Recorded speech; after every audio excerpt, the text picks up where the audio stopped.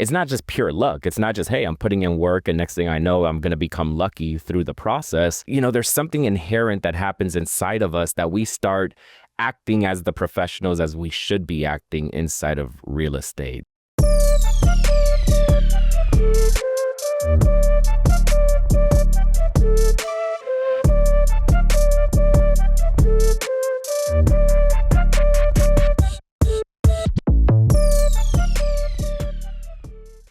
Welcome to Real Estate First Friday. My name is Matthew Hodge, Executive Vice President, joined by my co-EVP, Luis Fermin.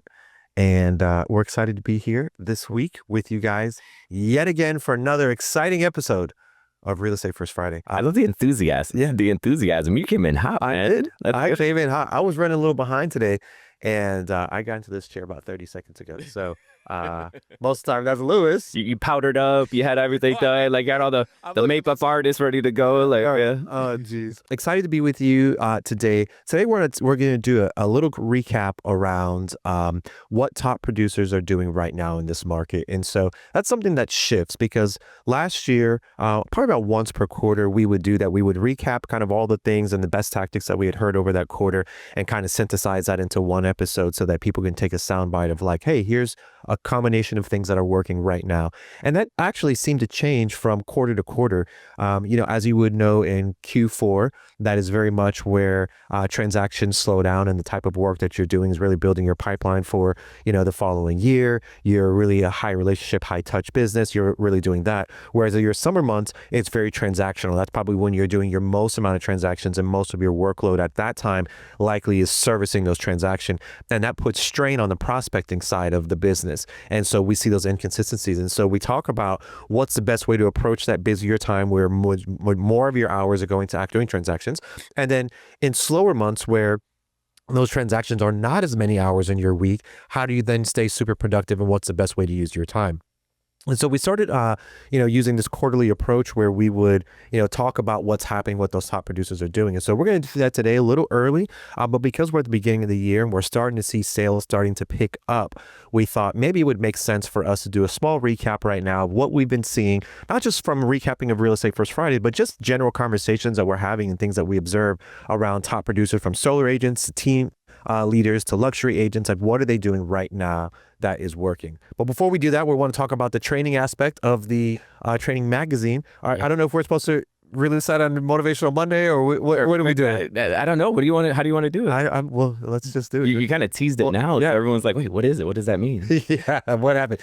So last week, we attended Training Magazine, which is a publication that basically rates all companies, all industries. So think of hospitality, retail, like all industries, medical, entrepreneurial style, like real estate. They gauge their awards off of how the quality of the training is, how often is it occurring, like how are the different methods that it can be absorbed. And so all of those things, and then how does it ultimately impact the people who are absorbing those messages. And so that is like kind of their training criteria broken down. And so last year, I think we ranked 86 out of like the top 1,000. So it was like really, really low. And so we were super excited. We were pretty much a top real estate company. This year, we also had some additional awards that we received because of that. And we were, for basically training excellence, we received one of their top 10 awards, which is essentially they look at the production that goes in through. They look at all these things and they rated us extremely high. So we were in the top 10. We won't give any exact numbers on these things, so we'll save it for Motivational Monday. Right, yeah. But we did really, really well. And it just made us think that, we've been hearing this theme a lot, which is that you have to plug in. You have to plug into a source and really take it seriously and start applying those things if you want it to be transformative for your business. If you don't do that, if you just come and you listen, you may have a deeper understanding, but you're not going to see the results. If you just try really hard, but you're not plugging into how to then increase your skill set, then that's also the same thing. That's kind of like the work smarter, not harder type adage where you're just going to be doing a lot of work and you're not going to really see the results. The sweet spot is when you continue to plug in, you continue to expose yourself to how people are successful, people are doing things. You pick and choose what makes sense for you to do, but you're constantly exposing yourself to that information, and then you're picking one or two things and you're consistently doing it. And so we're going to recap some of those things today. Maybe you're brand new to Real Estate First Friday, or maybe you've been listening and you haven't quite taken the action that you wanted to, or you have and you're getting some of those results. But we're going to do a quick recap over the last Yeah, for sure. And I weeks. think Keith talked about this last week when we had him as a guest star on Real Estate First Friday. This concept of every week he puts on trainings for his group, and there are certain individuals who are very religious. You know, they very much attend these trainings week after week, and their productivity increases over time, and they're looking at their, you know, profession from a certain lens. And then you have other individuals that are like, man, what are they doing? And what could I be doing? And why am I not seeing those same successes? And you know, you look at the roster of the attendees at these events, it's like, well, are you plugging in? Like, are you extracting the maximum of the community that you're a part of? Are you, you know, building these relationships with other individuals and growing from one another's? And time again, what's funny is that those elements do not exist. And then once you plug in, once you start getting involved, all of a sudden, like, just something just shifts. And it's not just pure luck. It's not just, hey, I'm putting in work and next thing I know, I'm going to become lucky through the process. You know, there's something inherent that happens inside of us that we start acting as the professionals as we should be acting inside of real estate. Going to the theme of today's Real Estate First Friday, like, what do we see successful, you know, agents, successful teams doing inside of our profession? I think a good starting point is from like this mindset perspective. You know, when we enter into this profession, we enter as, you know, oftentimes we enter as what I would call agents.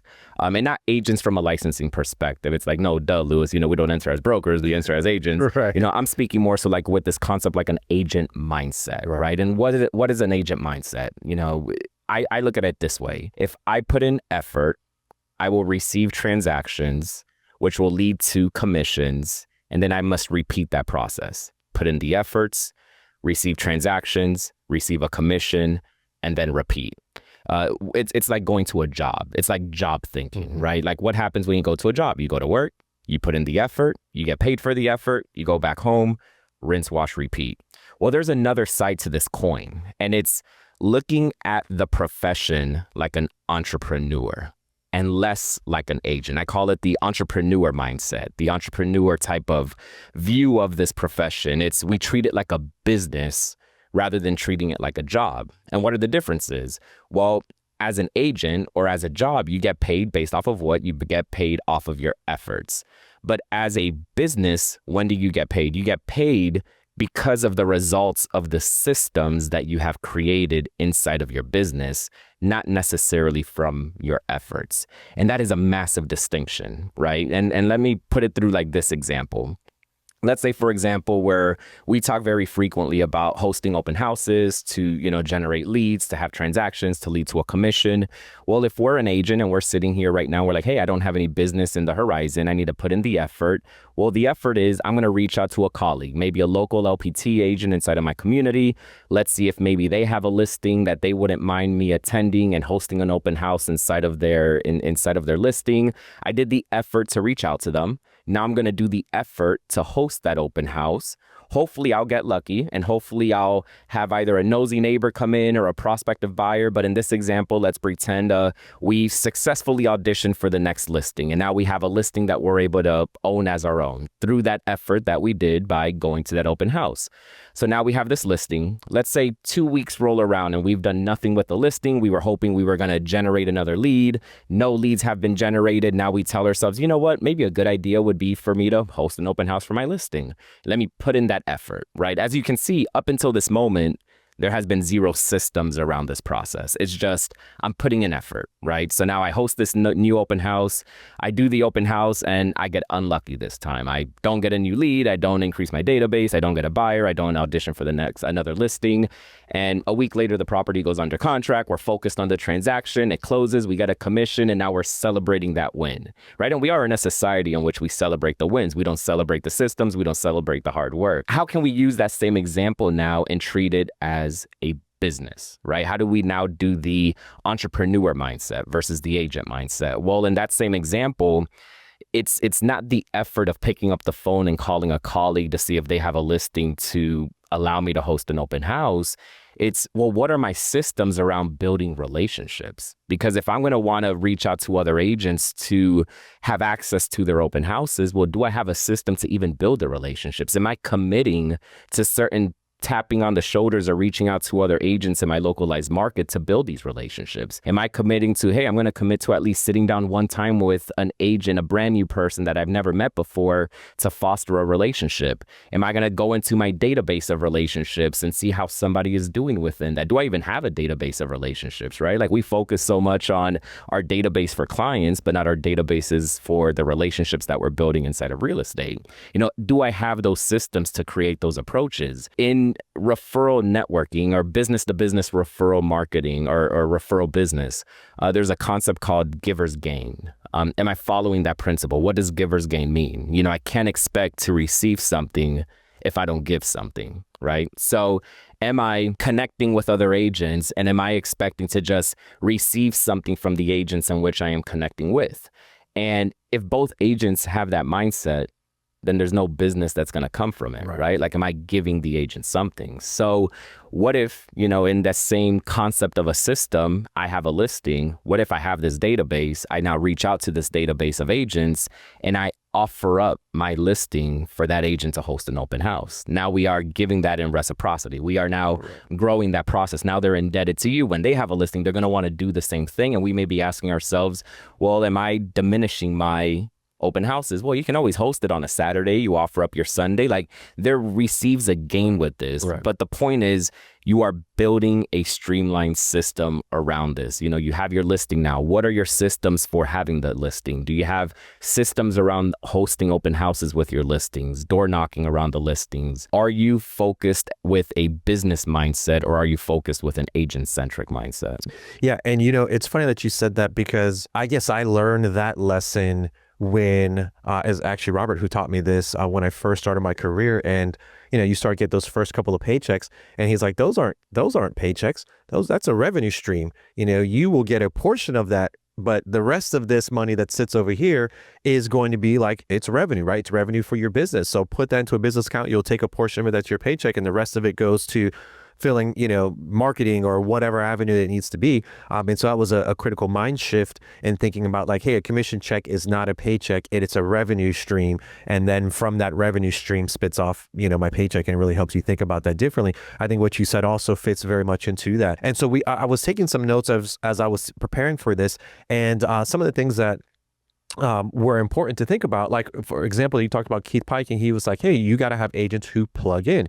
His top agent last year did 95 transactions. That's a closing every 3 days.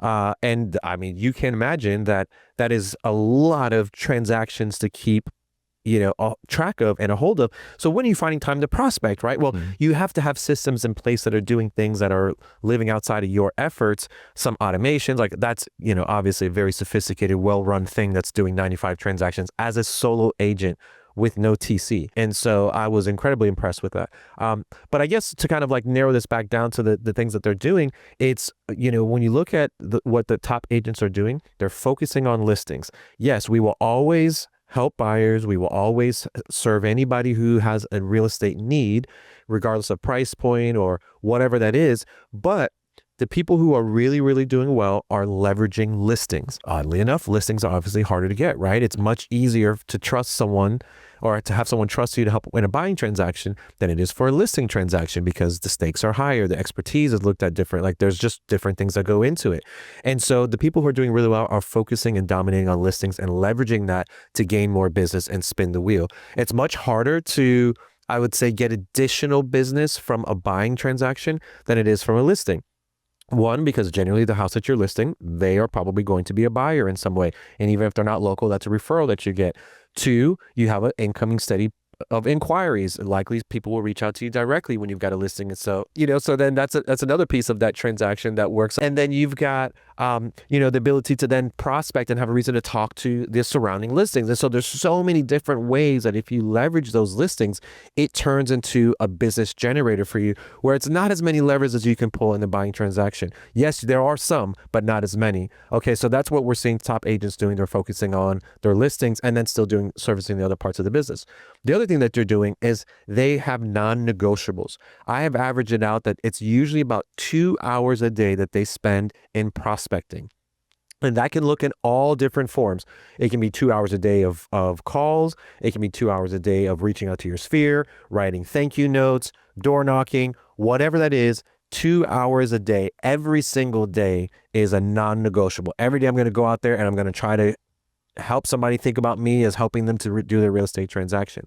Now, if you really look at your business, are we really putting in 2 hours every single day? Maybe some days, but every single day, so that's something to really look at. And that's what these top producers are doing. And again, your version of success may not be that. So I'm not trying to say if you're not successful, you don't do, you may not need to do that or have the desire to do that. But if we're talking about maximizing transactions, which then also maximizes your, financial income, then this is some of the things that we're talking through today. Okay, so non-negotiable, 2 hours a day of prospecting. The other thing, third thing, follow-up. The average agent follows up 2 to 3 times, okay? 2 to 3 times before they're like, oh, this person's not interested. I'm not going to do this anymore. Top agents, 15 to 30 times follow-up, okay? Think about how much more that sounds like in comparison to maybe what you could be thinking. You're like, God, these people have to be sick of me. We heard Keith Pike talk about it last week, that we start to build this narrative in our head where we're like, oh, I'm bothering this person. But the reality is that you really are not. And he gave some examples on how there was people who reach out to him and reach out when he was looking to purchase a car. When he was finally ready to make the decision, he went back to the person who followed up the most. And so you may not be bothering someone by following up at that level. It could be showing them that you're really interested in supporting them. You're consistent. You've got the drive. You're a go-getter. It's not always necessarily like this guy is desperate or so, it's not the negative. It could very well be a positive. So 15 to 30 times is another thing that we're seeing. And so again, to understand how someone's following up 15 to 30 times, you have to have an organized approach. Now, you may decide to write the name down and check it off. Hey, every single I'm going to put a check next to it. You could put an Excel sheet. You could do a CRM. However you decide to track it, it has to be trackable. And so, again, if you're looking at these things, you're talking about prospecting multiple hours a day, following up 15 to 30 times, tracking how many conversations that you're having something notify you when you should take the action. Those are all the things that then become so easy for you to start putting this machine together. Yeah, and it's also scalable, right? Because the problem is if we're looking at it strictly from I'm just going to put in effort with no systems around me, you're going to hit a wall. You're going to hit a limit. You're going to get to a place where you're going to either feel burned out. You're no longer going to have fresh legs. You're going to feel like I need a break from this business. You're going to be discouraged. Or that's when you start clicking over to building systems. That's right. But why not do it sooner? Why not doing while we are in the action of building this momentum inside of our businesses? You made a good point here. We are filled with this concept of self-limiting beliefs. Hey, if I reach out to a customer too many times, they're gonna hate me. Well, I could say this. They're gonna hate you if you're gonna reach out to them and say, are you ready to hire me? Are you ready to hire me? Yeah. Are you ready to hire me? That's all right. I got to ignore this person. He's just looking for my business. When Keith was talking last week, he was talking about you have to give the person value. Correct. What value are you giving? Do you have a system that is giving your database of customers a level of value that they need and desire? Whether they need it today or not, they'll need it maybe one day. They'll need it. And it will all circle back around. But again, it's all because of this system that you have created inside of your processes. And you're stopping thinking like just an agent and you're thinking like an actual entrepreneur inside of real estate. That's right. Okay, so Keith Pike, him and his team, 2,000 transactions last year. His top producing agent, 95 transactions. And so we heard from him about the limiting beliefs and the things that those top producers are doing. The week or maybe 2 weeks before that, we had Brandon from Chucktown, and they did 1,891 transactions last year, and they have a 10 to 12% conversion on online leads.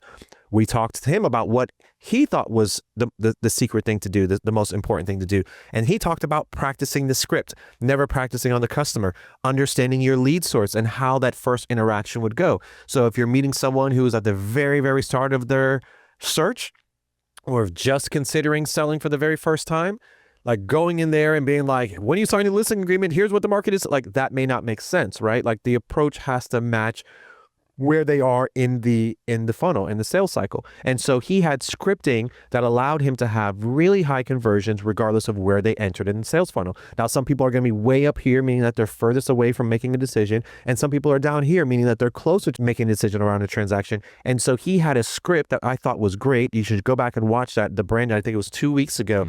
He actually said, hey, here's exactly what we say when we interact with someone from Realtor.com or Zillow, or when it's a sphere-based, or here's the things, here's the scripting that we're doing. And some people feel that's so corny to have a pre-scripted thing. It certainly is not. I can guarantee you that once you start to recognize that you fall into a rhythm of explaining the process in a way that really resonates, you will explain it the same way over and over again. That's a script, right? You may not have read it on the paper for the very first time and then been like, okay, I started from a script. You may have, done it organically. But my point is that you still eventually figure out the verbiage that works for you. That's the easiest way for the person you're explaining to understand and convince them that, you're the expert and that, and guide them on their path. And so scripting, another really important aspect. Yeah. And the reason why it's important is because there's only so many combinations of scenarios that exist. At the very root, we're representing customers who either want to buy or either want to sell. And yes, there are nuances with it, but there's only so many combinations of these nuances.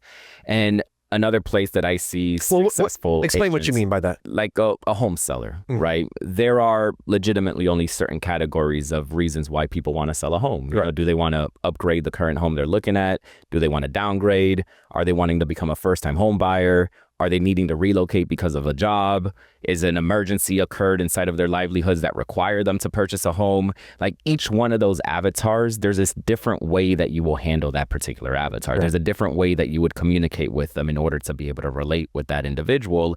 And on the other side of the coin exists on the buyer side as well. And a place where I see a lot of successful agents winning on is making sure that they're able to identify and categorize the audience and that avatar correctly. Going to like what you said, in sales, you call it the hatchet drop, doing the hatchet drop too soon when the customer is not at the bottom of the sales funnel. They're still middle to the top and you're not giving them what they needed in order to get them pushed. We get overly excited. We're like, oh my God, we finally have somebody that we're going to meet with, or we misidentified the person. Maybe they shared some excitement and they're overly excited when they're communicating with you, and come to find out you're trying to go for the close, but the reality is this person's really not looking for a year. They're just, their personality excites them because they're 12 months away, right? And you can do certain things that you can lose them. So what do successful agents do? They are, converting at a high level from a lens of making sure they're capable of identifying who that audience is, so the proper script comes out. And remember, because there's only so many combinations, if you're able to extract what that avatar is, now what cards you need to play. Now how you need to handle that scenario. And what I would encourage you guys is just look back at the last few customers that you've interacted with. Start, identifying, well, what type of avatar would I consider this person being? If this personality comes back, how do I maneuver through those waters? How do I position myself and go through that scenario so I can get this person across the finish line and work on identifying who these individuals are as you are interacting with them? That's right. Okay, so last thing that we're going to talk about is the final thing that we would see, if we're boiling it down to kind of the top 5, is knowing your numbers. And again, there's tons of different ways that you can accomplish this. But at the end of the day, we're not going to talk about that side of it, but we're going to talk about the value of knowing your numbers. And the reason, again, why that's important is multiple things. One, if I want to sell X amount of houses per year, I have to know how much activity, how much of my effort it takes to do that. If I just randomly am like, hey, I'm going to just try as hard as I can and I'm not getting the results, then you're going to feel discouraged. Your mind will eventually be like, this doesn't make sense. I'm not going to continue to do this. You will not outrun that mental battle. Just trust me, no matter how resilient you are. But if you understand, hey, I have to speak to 30 people to get one person under contract, and I got to get 3 people under contract because 2 of them fall apart for that one to go through, then, it starts to quantify how much effort you need to put in to accomplish your goals. And the reason why that's important is because when you're not accomplishing your goals, you can look back at your effort and figure out what part of it that you're not doing well at. Is it, do I need to speak to more people because I'm not as great at converting? Or do I need to increase my skill set on convincing people, to utilize me when they've got a need because I'm talking to enough people, but I'm not, my conversions to, like, it gives you the roadmap on where you need to focus your efforts or what skill sets you need to develop. And that is ultimately going to give you the stable business that you prefer. Now, you can use that benefit however you want. It can be like, hey, I only need to sell 10 houses a year, and that's going to only require 15 hours a week, and I'm going to use that benefit to spend time with my friends and family or at the beach or whatever it is. Or you may say, hey, if I could accomplish this in 15 hours a week, what could I do in 30? Because I'm willing to work 30 or 40 hours, and now I can make, 20 sales per year or whatever. However you choose to utilize that benefit, it's up to you. But knowing those numbers gives you a quantifiable piece that you can say, I know exactly how much energy I have to expend to get these results. And that takes out that burden. Yeah, that's like the other side of individual definition of success, right? Like, am I committed to put in the work to achieve that individual definition of success? And you have to be real with what it takes. Like, you can't fool yourself. If you fool yourself, you're never going to accomplish that goal that you ultimately have. Is what you're willing to put in aligned with what you're looking to get out of it? And what you're willing to put in can come in different forms, right? It could be, again, the best way to do it is through systems and looking at your business like an entrepreneur, because trust me, you can scale it up so much greater and you can achieve that goal either with less friction in your practices or with less efforts. Going back to that scenario where the agent closed 95 transactions last year, like, you cannot work harder to do 95 transactions per year. You cannot go out there and say, I'm just going to put in more effort.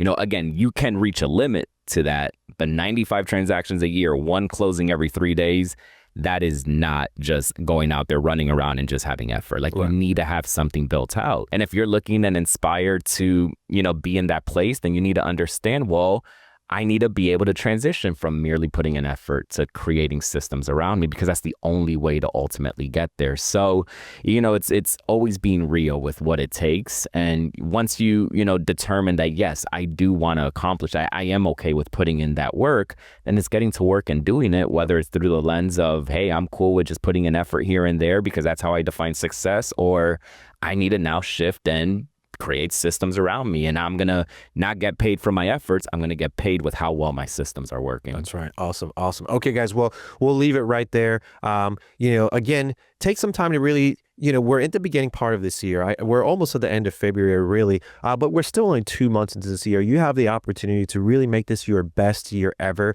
as you would define it. We believe that we're going to see more transactions happening into this summer cycle. We saw January start off kind of slow. We are starting to see things pick up in February, and we saw those headlines. If you're following Motivational Monday, Robert talks about it all the time. The headlines that you're starting to see, the interest rates are starting to come down a little tiny bit. Like, the environment is starting to soften up for you to have an opportunity to have your best year ever. And we want that for you if that's your version of success. Next week, we're going to have Christy Cannon on, who's out of Texas. Her and her team, also very unique. High volume team. However, they've got kind of like that hybrid role that we've talked about, that hybrid team that we've talked about. We haven't really come up with the name for what that is yet, these real estate entrepreneurs, but they've got solo agents on their team, and they've got teams on their teams, where it's traditionally we would see like a solo agent is by themselves, then a team is just one group. She's got like a combination. And so with inside of that, I think they do about 1,600 transactions per year, all kinds of different makeups, from luxury to new construction building and, regular residential. And so we're going to be asking her next week about what she's seeing in the market right now, what her and her team are doing to position themselves for this year and how to have this the most successful year possible. And then again, the traits that she's seeing from her most successful agents, what are they doing right now to be winning in this market? And so that's going to be next week, Friday, on Real Estate First Friday. Motivational Monday, we'll be going through some additional awards that we've got and talking about some additional details on brokerage updates and, of course, on market updates. So we will see you on Monday for Motivational Monday, and we will see you back here next week, Real Estate First Friday, following week. So thank you guys. Have a blessed and prosperous weekend. We'll see you soon.